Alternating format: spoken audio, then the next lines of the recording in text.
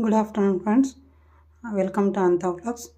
ఇవాళ నేను బెండకాయ కర్రీ చేస్తున్నాను. ఎలా చేస్తానో చూడండి.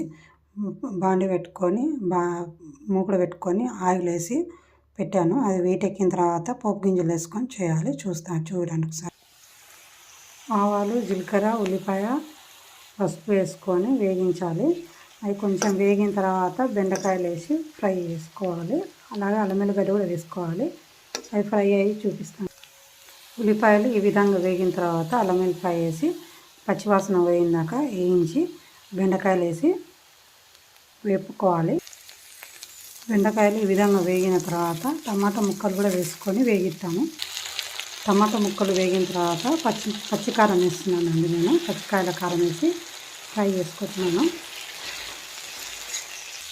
ఇలా వేగిన బెండకాయలో ధనియాల పొడి వేసి 2 మినిట్స్ వేసి ఆఫ్ వేయడమేనండి. అంతేనండి.